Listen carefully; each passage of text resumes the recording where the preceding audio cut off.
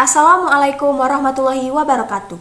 Perkenalkan, nama saya Adelia Hendrayani dengan NIM 4120210059. Di sini saya akan menjelaskan mengenai pelaku ekonomi 2 dan 3 sektor. Berikut penjelasannya. Mata kuliah pengantar ilmu ekonomi dengan materi pelaku ekonomi 2 dan 3 sektor.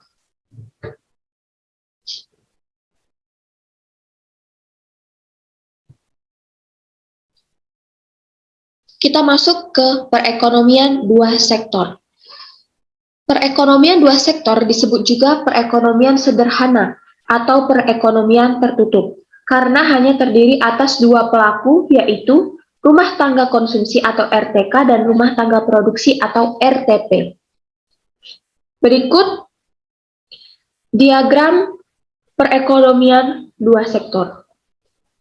Pengertian dari diagram arus kegiatan ekonomi 2 sektor adalah diagram yang menunjukkan hubungan rumah tangga konsumen dengan rumah tangga produsen. Penjelasan di dalamnya hanya memberikan gambaran mengenai interaksi antara produsen dan konsumen saja.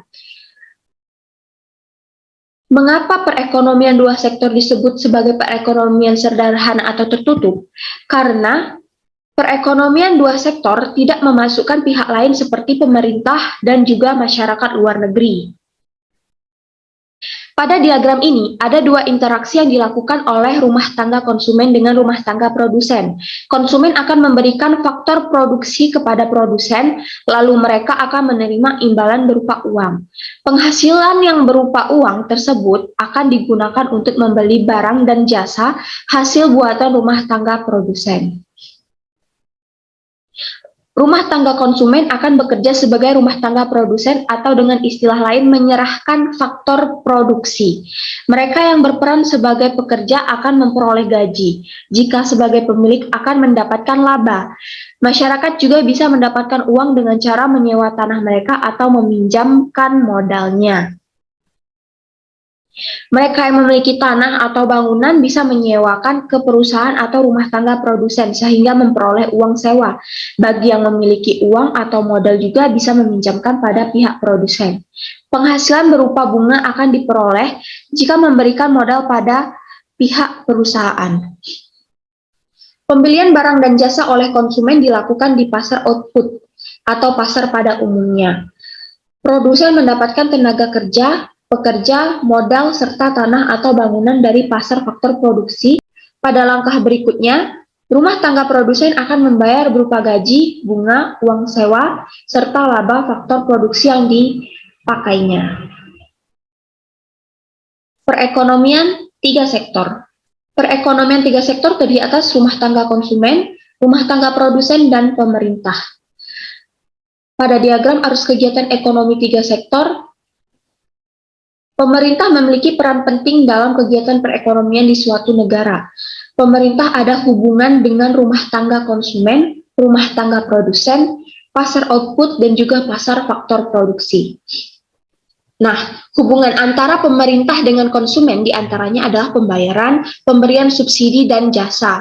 Rumah tangga konsumen akan membayar pajak kepada pemerintah.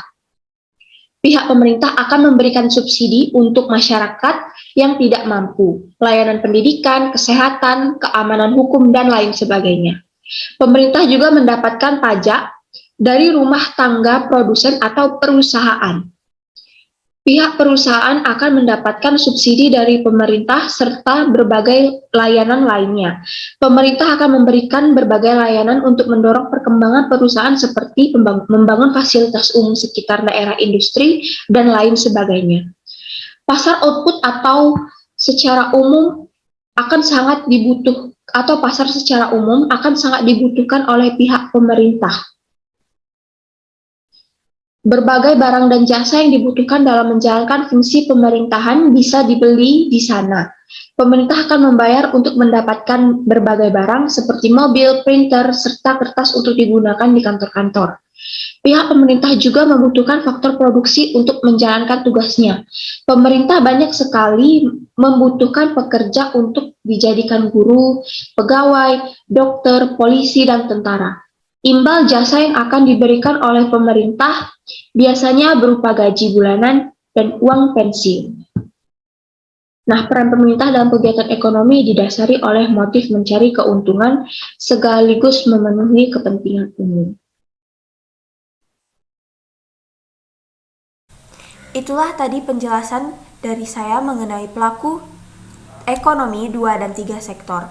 Apabila ada kesalahan dalam pengucapan kata, saya minta maaf dan semoga apa yang saya jelaskan dapat dipahami. Saya akhiri, wassalamualaikum warahmatullahi wabarakatuh.